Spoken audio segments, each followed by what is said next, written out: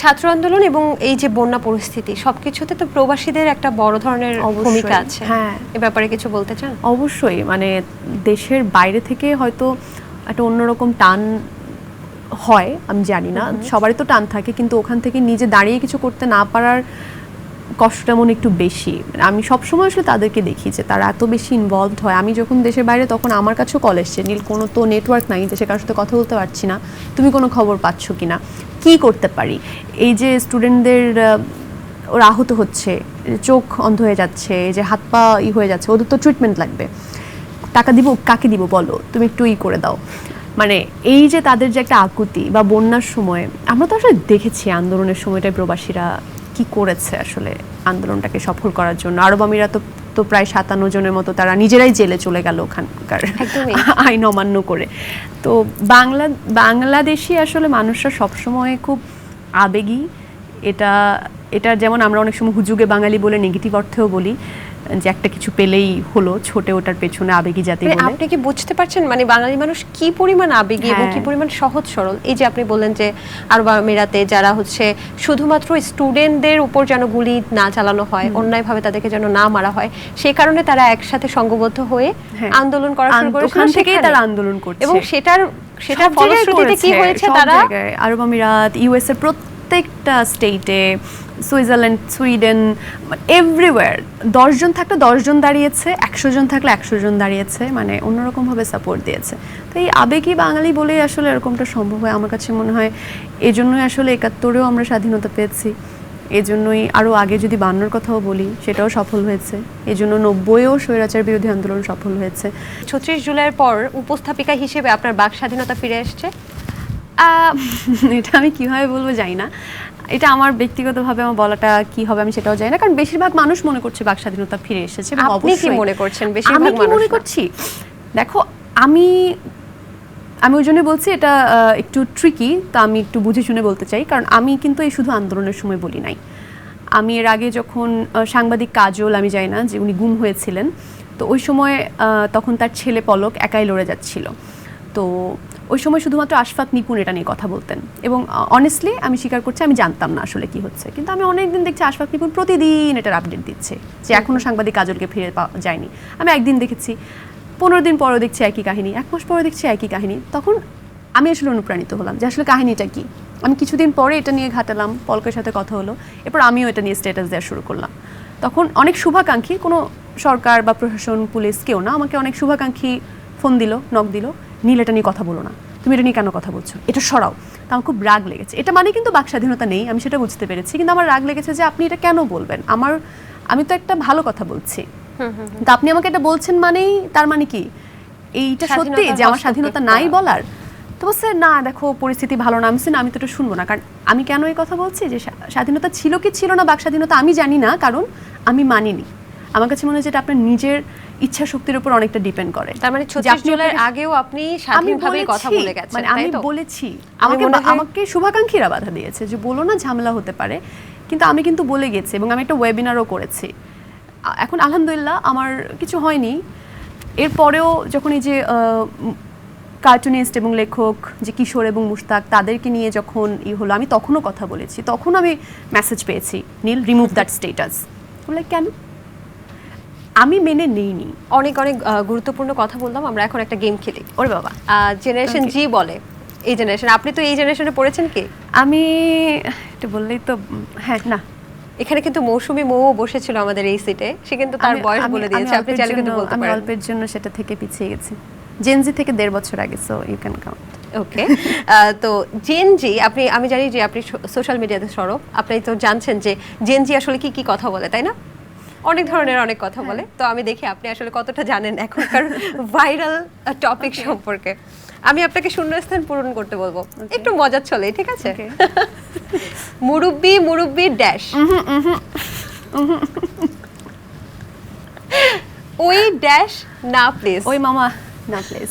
Wow, এটা আমার খুব ফেভারিট। কেন? আমার খুব মজা লাগে এটা। ড্যাশ হারানোর বেদনা, স্বজন হারানোর বেদনা। নাটক ড্যাশ, নাটক কম করো প্রিয়। আচ্ছা, প্রিয় হলো না কেন? প্রিয় না, এটা একটা ছেলে টিকটকার, সে এরকম একটা টিকটক ভিডিও করেছিল, নাটক কম করো প্রিয়। আচ্ছা। ওই জিনিসটাই মানুষ বলে আর কি, এটা হচ্ছে একটা story, back story. Dash uncle. হাউন uncle. She has made us stand dash. She has made us দিয়ে অনেকগুলো কথাই হয়, এটাতে কি কি বলতে হয়? বুঝতে পারছি না। মানে আমি এই লাইনটা অনেক জায়গায় দেখেছি, কিন্তু এটা আমি খুব একটা ক্যাচ আপ করিনি। এটা সম্ভবত ওবায়দুল কাদের বলেছিলেন কিছু একটা, she has made us do that, she has made us flee, she has made us, অনেক কিছু ইউজ করে এই লাইনটা দিয়ে। আচ্ছা। সরি, আমি এটা জানি না। আচ্ছা, শূন্যস্থানে টলার বসবে। টলার, স্ট্যান্ড টলার। ও আচ্ছা, তাই? হ্যাঁ, হ্যাঁ। ও আচ্ছা, এটা এটা মানে রিয়েলটা আমি জানতাম না। রাসেল ড্যাশ। ভাইপার। রাসেল মামা না, বাই দ্য ওয়ে আমার মামার নাম কিন্তু Russell. Russell viper. IYKYK। If you know you know. Wow, আপনি জানেন তাহলে। এই ওয়েট ড্যাশ। ও আচ্ছা, এই এই wait. Wait, it's my turn now. Okay, but I like her. কিন্তু মেয়েটাকে নিয়ে যেটা হয়েছে আমার কাছে সেটা মানে আমরা অতটা আসলে ভালো এখানে লাগেনি। কাউকেই ছোট করে বলছি না, হ্যাঁ। আমরা আসলে এটা একটা মজা ও না, চলে হ্যাঁ, করছি। just প্রসঙ্গের কারণ জায়গা থেকে এই বলেছি। কথাগুলো এখন সোশ্যাল মিডিয়াতে হ্যাঁ, খুব ওটা বেশি তো ট্রেন্ডিং, that's রাইট? fun, আমি just যেমন like এই যে আপনার সুযোগ বিভিন্ন পেয়ে ছবিতে বললাম। নিশ্চয়ই সবাই নাইস অ্যান্ড ড্যাশ লেখে। Nice and attractive, yes. একদমই। 5 আগস্ট যেদিন হচ্ছে 36 জুলাই বলে, সেদিনও কিন্তু অনেক মৃত্যুর ঘটনা ঘটেছে। হ্যাঁ। অনেক মা কিন্তু তাদের সন্তানকে হারিয়েছে এই আন্দোলনে। সেই মাদের জন্য কি কিছু করার ইচ্ছা আছে? কি করবো আসলে জানি না। কিছু জায়গায় ওই যে বললাম না, আমি কেন ট্রমাটাইজড হয়ে যাই যখন জিনিসগুলো খুব কাছ থেকে দেখা হয় না। আমি একটা স্টুডেন্টের সাথে কথা বলেছিলাম, আমি কিছু আর্থিক সাহায্য ওকে পাঠিয়েছিলাম এবং কথা হয়েছিল, এবং ছেলেটা বলেছিল যে আপু একদিন আসেন, এবং বলেছিলাম দেখা করবো, কিন্তু আমি সাহস করে যেতে পারিনি। মানে যাব, দেখা করব, কিন্তু যখন কাছ থেকে দেখা হয় না, মানুষকে না আপনি কিছু করতে পারবেন না। মানে ওই মাকে আপনি কি দিয়ে সান্ত্বনা দিতে পারবেন? মানে যার আসলে মানুষ হারিয়েছে, মানে মৃত্যু তো পৃথিবীর সবচাইতে কঠিন সত্য, তো সেটা যে একবার স্বাদ পেয়েছে জীবনে, যে মারা গেছে তো গেছে, কিন্তু যারা বেঁচে থাকে তাদের লাইফে কি স্কারটা থাকে সেটা একমাত্র তারাই অনুভব করতে পারে, এবং কোনো কিছু দিয়ে আসলে সেই শূন্যস্থানটা পূরণ হয় না।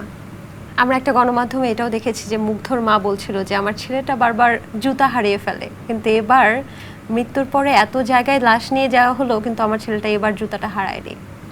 আসলে এই বিষয়গুলো আমাদেরকেও খুব কষ্ট দেয়, আমাদেরকেও খুব নাড়ায়। মায়ের কথা উঠছিল, আপনার মায়ের পায়েস মিস করেন? হ্যাঁ, করি, সব কিছুই করি। আপনার মায়ের অবর্তমানে আপনার বড় ভাই সেই দায়িত্বগুলো নেওয়ার চেষ্টা করছে। আপনি একটা বেশ সুন্দর স্ট্যাটাস দিয়েছিলেন সে ব্যাপারটা। আপনার বড় ভাই সম্পর্কে কিছু বলতে চান যে আপনার মায়ের কোন কোন দায়িত্বগুলো সে ফিল আপ করতে চাচ্ছে? আমার মা যখন চলে যায়, আমি অনেক বেশি আদরের ছিলাম, তো সবাই তাই, আমি শিওর তুমিও অনেক আদরের তোমার বাসায়।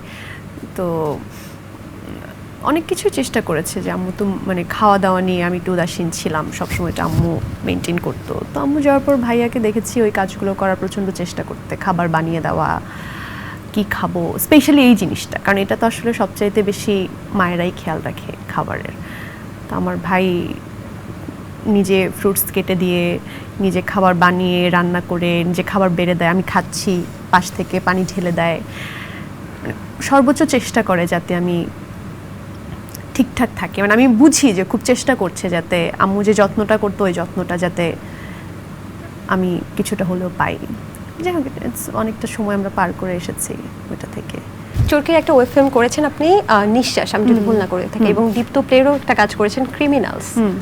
এই দুটো কাজের অভিজ্ঞতা কেমন? ভালো। চরকিতে তো তখন আমি চরকিতে জব করতাম, ওই সময় রাফি আমাকে বললো যে একটা ক্যারেক্টার আছে তুমি করো। তা আমি একটু সুযোগ পেলে আর ভালো ক্যারেক্টারের কথা আমাকে বললে আমি করতেই চাই। অনেক প্রেশার ছিল, তাও শুটিংটা করেছিলাম, ভালোই লেগেছিল। আর ক্রিমিনালস করতে মজা লেগেছে, কারণ গল্পটা খুব ইন্টারেস্টিং ছিল, মানে খুবই ইন্টারেস্টিং গল্প ছিল। আমার চরিত্রটা ছিল একজন হিন্দু মধ্যবিত্ত গৃহিণীর। তো এটা কিন্তু আপনাকে বলেছিল যে আপনি হিন্দু কিনা। এটা কেমন ফিল করেছেন? কি মজা লেগেছে, আমি দেখেছি ওখানে, আবার দেখছি অনেকে কমেন্ট করছে যে আরে এটা ওনার চরিত্র। আচ্ছা, মজাই লাগে, ভালো লেগেছে খুব। যারা এখনো ক্রিমিনালসটি দেখেননি তারা কিন্তু অবশ্যই দীপ্ত প্লের মাধ্যমে আপনারা দেখে ফেলতে পারেন, তাই না? তবে একটা বিষয়, যে অভিনয় কেন নিয়মিত দেখা যাচ্ছে না আপনাকে? অভিনয় নিয়মিত কেন দেখা যাচ্ছে না সেটা তো জানি না, কারণ আমি আসলে প্রোগ্রাম নিয়েই একটু ব্যস্ত থাকি, এটাও আছে। আর যেহেতু শুরু থেকে অভিনয়ের সাথেই মানে একটা তো ট্র্যাক থাকে, আমার ট্র্যাকটা যেহেতু ওইটা না, সো ওই র্যান্ডম কাজ করাও হয় না। তাও তো করা হয়, টুকটাক তো করেছি যখন সুযোগটা পেয়েছি, সময়টা পেয়েছি, খুব কম যদিও। নিঃশ্বাস করার পরে দীর্ঘদিন আর কিছু করিনি। এরপর দীপ্তরটা যখন করলাম তখন একটা ওয়েব সিরিজের কাজও করেছি, ওটা একটা অনেক ভালো একটা কাজ হতে পারতো, কিন্তু ওটা যাই হোক, ওটা এখন হয়তো আসবে না। দেখি সামনে হয়তো আর একটা দুটো কাজ করব। বাহ, চমৎকার। ছোট ছোট কয়েকটা গেমস খেলার পর আমরা আজকে অনুষ্ঠানটা শেষ করব। Okay. Yes or no answer দিবেন, ঠিক আছে? ছ্যাঁকা খেলে আপনি ভালো লিখতে পারেন। ইয়েস, এটা সবার। নীল চোখে গ্লিটার ইউজ করতে পছন্দ করে। No, no. আমি আইশ্যাডোই খুব কম পছন্দ করি। আচ্ছা, নীল হুড়েজাহান রাস্তার ফুচকা আর ঝালমুড়ি খেতে পছন্দ করে। ঝালমুড়ি খুবই, তবে ফুচকার থেকে বেশি ভেলপুরি। উপস্থাপনা থেকে অভিনয়ের রেমুনারেশন বেশি পায়। না, উপস্থাপনায়। মনে মনে মৌসুমী ময়ের সাথে জেলাস করে। না, আমি কারোর সাথেই জেলাস করি না। নীলের গোপন কথা তার প্রিয় বান্ধবীকেও শেয়ার করে না। কাইন্ড অফ ট্রু, কিছু কিছু সময়। নীল লেট করে বান্ধবীদের সাথে দেখা করতে গেলে। ডিপেন্ডস, না দেখা করার ডেট থাকলে আমি লেট খুবই কম করি, খুবই কম করি, কিন্তু দেখা যায় আমি ডিচ করে আমি বাসায় বসে থাকি অনেক সময়, দেখা করি না বন্ধু বান্ধবদের সাথে। হ্যাঁ, আমার ফ্রেন্ডের সাথে আমার এখনো ঝগড়া হচ্ছে যে আমি লিখছি তুমি পাত্তা দিচ্ছ না। নীল ছ্যাঁকা দিতে ভালোবাসে। না, আমি মানুষকে কষ্ট দিতে পারি না, এটা আমার একটা, এটাকে কি বলে, নীল লুকিয়ে খারাপ দিক। লুকিয়ে জায়েদ খানের ডিগবাজি দেখতে পছন্দ করে। লুকিয়ে লুকিয়ে দেখি না, যখন দেখেছিস চোখের সামনে এসেছে দেখেছি, মজা পেয়েছি। নীলের প্রিয় নায়ক ইমরান হাশমি। ইমরান হাশমির অ্যাক্টিং ভালো এবং কিছু কিছু ছবি ভালো, তার মুভির গানগুলো ভালো। প্রিয় নায়ক না, আমার প্রিয় আচ্ছা। নায়ক না। এবার প্রশ্ন, রাতে ঘুমাতে যাওয়ার আগে কার কথা বেশি মনে পড়ে? রাতে ঘুমাতে যাওয়ার আগে আমি সৃষ্টিকর্তাকে মনে করি, মা বাবাকে মনে করি, প্রিয় মানুষদের মনে করি, এই তো। পৃথিবীর কোন দেশ আপনার কাছে সবচেয়ে সুন্দর? নিজের দেশের প্রতি তো একটা মানে বায়াসনেস থাকবেই। বাংলাদেশ অবশ্যই ভীষণ সুন্দর, কারণ এটা আমার নিজের দেশ, আর একই সাথে আবার পৃথিবীটাও তো আমাদেরই যদি মহাবিশ্বের কথা চিন্তা করেন। এত নিউট্রাল কথাবার্তা, হ্যাঁ, আমি নিউট্রাল এভাবে- প্রশ্নের উত্তর আমি আমি এভাবে কোনোটাতেই চিন্তা কিন্তু করি। একদম ফিক্সড প্রশ্ন উত্তর এখন পাচ্ছি আপনি না। এক দেশের সীমার এখানে ভাবছেন, যদি এলিয়েন যদি সত্যি হয় কখনো, তখন তো আপনি পৃথিবীকে নিয়ে ভাববেন যে এই পৃথিবী আচ্ছা। আমার। আর সব দেশ, অনেক দেশ তো ঘোরা হয়নি, অনেক দেশই আসলে সুন্দর এবং অনেক দেশেই অনেক সবুজ আছে। কার উপস্থাপনা আপনি সবচেয়ে বেশি পছন্দ করেন? কার উপস্থাপনা সবচেয়ে বেশি পছন্দ করো? Ellen DeGeneres, my most Okay. Favourite one. এবং আমি কিন্তু এবার ইউএসএ ট্যুরে সিয়াটেল গিয়েছিলাম শুধুমাত্র এলেনের শো দেখার জন্য। ফর দ্য ফার্স্ট টাইম আমি এলেনের স্ট্যান্ড আপ শো দেখেছি এবং this is her last tour. এবং আমি এখনও এটা মানে এমন, এরপর তো আন্দোলন অনেক কিছু যাচ্ছে, তা আমি শেয়ারও করতে পারিনি, সেই সুযোগটাও পাইনি, এবং ওখানে ছবিও তোলা যায় না, তো ছবিও তুলতে পারিনি। But it was different experience, আমার বাকেট লিস্ট চেক। আমি অ্যালেনের শো দেখেছি, আমি সামনে থেকে অ্যালেনকে দেখেছি, ইট ওয়াজ সো গুড। এটা কিন্তু অনেক বড় একটা প্রাপ্তি। আচ্ছা, কোন চরিত্রে অভিনয় করতে চান আপনি? এক কথায় যদি উত্তর দিতেন। কোন চরিত্রে আমি অভিনয় করতে চাই এক কথায়? It's very difficult. আমি কোন উপন্যাসের চরিত্র, কোন উপন্যাসের সেটা বলাটা তো আসলে ডিফিকাল্ট, যে কোন উপন্যাসের। শরৎচন্দ্র বা রবীন্দ্রনাথের কোন নায়িকা চরিত্র হতে পারে। বাহ, গুড চয়েস। বিয়ে করবেন কবে? এক কথায় উত্তর দিবেন। এটা কি কখনো সম্ভব, বিয়ে করব কবে, এক কথায় উত্তর আপনি দেওয়া? নাকি বিয়ের কথা শুনলে অনেক রাগ করেন। ছোটবেলায় করতাম, এখন তো করি না। এখন করেন? এখন বিয়ে এটা করতে কে বলেছে চাচ্ছেন? তোমাকে? না, আমার বিশেষ সূত্রে খবর আসে তো। না, ওরকম কিছু না। আর বিয়ে নিয়ে এখন তো আসলে, হ্যাঁ বিয়ে নিয়ে এখন, ছোটবেলায় রাগ করতাম, এখন রাগ করার কিছু নেই, ভাবছি। আচ্ছা, মানে পছন্দ টছন্দ আছে তো? লেটস সি, মানে খুব তাড়াও নেই, কোনো বাইন্ডিংসও নেই যে বিয়ে করব না। পছন্দ আছে? Let's see. লেটস সি মানে কোনটাই হাড়ির খবর বিয়ে তো অনেক, কোনোভাবে বের হবে না। বিয়ে তো অনেক আসলে ইম্পর্ট্যান্ট একটা টপিক এবং খুবই সেনসিটিভ একটা টপিক। সো এটা তো আসলে, এটা বিধাতার উপর নির্ভরশীল। আশা করি যেটা হবে সেটা ভালোটা হবে। আচ্ছা, শহর না গ্রাম? বোথ। কিছু সময় খুব গ্রামে ছুটে যেতে ইচ্ছে করে, নদী পাড়ে বসে থাকতে ইচ্ছে করে, সবুজ দেখতে ইচ্ছে করে, কিন্তু আমার আবার শহরও ভালো লাগে। ক্যাটাগরি করবেন, 3টা ক্যাটাগরি। তিনজনকে কত কত মানে কোথায় কোথায় বসাবেন? শ্রাবণ তৌহিদা, মৌসুমী মৌ, নীল হুড়েজাহান। উপস্থাপনের ভিত্তিতে এই তিনজনকে কোথায় বসাবো? আমি ওকে ফাইন, আমি একটা ক্যাটাগরিতে করি সিনিয়র জুনিয়র ওয়াইজ না না না না, উপস্থাপনের ভিত্তিতে। আমি বয়সে senior junior wise Shrabon Tohida, Mousumi Mou, Nilhari Jahan. মানে নিজে যে ছোট এটাও প্রকাশ করে দিলেন। You are so intelligent. আচ্ছা, বাংলাদেশ পুরুষ ক্রিকেট দল কবে বিশ্বকাপ জিতবে বলে আপনার মনে হয়? আমি জ্যোতিষী হলে খুব ভালো হতো, কিন্তু কিন্তু ইটস মাই, আমি অন্যভাবে অন্য উত্তরটা দেই, সেটা হচ্ছে ইটস মাই বিগেস্ট ড্রিম যে বাংলাদেশ দল একদিন বিশ্বকাপ জিতবে, এবং আমি স্টুডিওতে বসে, আমরা যেভাবে খেলা দেখি, আমি স্টুডিওতে বসে দেখব যে বাংলাদেশ বিশ্বকাপ জিতেছে এবং জেতার পরের শোটা আমি করব। Wow, this is my biggest dream as a sports host. আমরাও সেটাই চাই। আমি ওই দিনটার কথা অনেক ভাবি, তা আমি চাই যে ওটা সত্যি হোক। চমৎকার চমৎকার। ফুটবলে আপনি কোন দলের সাপোর্টার? আমি ব্রাজিল। আচ্ছা, পরের কবিতার বই আমরা কবে দেখতে পাবো? পরের কবিতার বই দেখতে, এটা আসলে বলা যায় না, আমি জানি না। দেখতে দেখতে কথা বলতে বলতে কখন যে সময় পার হয়ে গেল আমি বুঝতেই পারলাম না। তবে যাবার আগে নীল হুরেজাহানের কণ্ঠ থেকে একটা কবিতা বাবা সহ গান না শুনে যাচ্ছেন। আমি জানি যে নীল হুরেজাহান একই সাথে কবিতাও বলতে পারে, আবার সেই সাথে আবার গানও করতে পারে। না, কবিতার গানের সাথে করা যাবে না, ওটা একবারই করেছিলাম। একটা কবিতা বলতে পারি, নিজের লেখা। হ্যাঁ, নিজের লেখা। থ্যাংক ইউ, ভালো একটা আড্ডা হয়েছে। আর দীপ্ত টিভিকে ধন্যবাদ জানাতে চাই আমন্ত্রণ জানাতে জন্য দ্য টকরুম অনুষ্ঠানে। টকরুম অনুষ্ঠানে যারা দর্শক আছেন তাদের জন্য অনেক অনেক ভালোবাসা থাকবে, শুভকামনা থাকবে, আমার জন্য দোয়া করবেন। Thank you so much. আর একটা কবিতা শুনতে চাইলে তুমি, তো আমি এই কবিতাটা ওই যে বলছিলাম 18 জুলাইয়ের ওই সময়টা আমি ছিলাম ইউএসএতে, আমার কলেজ বন্ধুদের সাথে আমি দেখা করতে গিয়েছিলাম। আমি ইউএসএ গিয়েছিলাম শো করতে, একটা শোতে আমাকে ইনভাইট করা হয়েছিল। সেখান থেকে আমার ফ্রেন্ডরা থাকে আলাবামা, ওদের সাথে দেখা করতে গিয়েছিলাম এবং আমরা একসাথে একটা জঙ্গলের মতো জায়গায় একটা কেবিনে গিয়েছিলাম। কিন্তু সেদিন সারা রাত আমি ঘুমাতে পারিনি, আমি নিউজ দেখছিলাম এবং ওই সময়টা একটা কবিতা লিখেছিলাম, সেটা বলতে পারি। নিশ্চয়ই।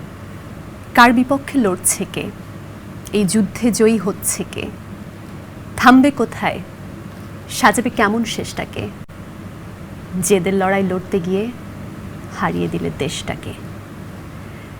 কার রক্তে রাঙাচ্ছ হাত, বিচ্ছ বুলেট কার বুকে, মায়ের বুকটা খালি করে দাপিয়ে বেড়াও তুমি কোন সুখে। রাজাকার মারছ না তো, ওরা বাংলা মায়ের দামাল ছেলে। খেলছো তুমি ভুল খেলা আজ, হারছ খেলা ভুল চালে। জ্বেলেছ আগুন কোথায় বলো, নিচ্ছ যে কার প্রাণ কেড়ে। দেশটা তো ভাই তোমার আমার, গড়বে এদেশ কাকে ছেড়ে। দু চোখ ঢেকে দুই হাতে তুমি বলছো কিছুই দেখছো না, ভাঙছে তোমার দেশের খুঁটি তুমি শুধু বুঝছো না। থামবে কোথায়, সাজাবে কেমন শেষটাকে, জেদের লড়াই লড়তে গিয়ে হারিয়ে দিলে দেশটাকে।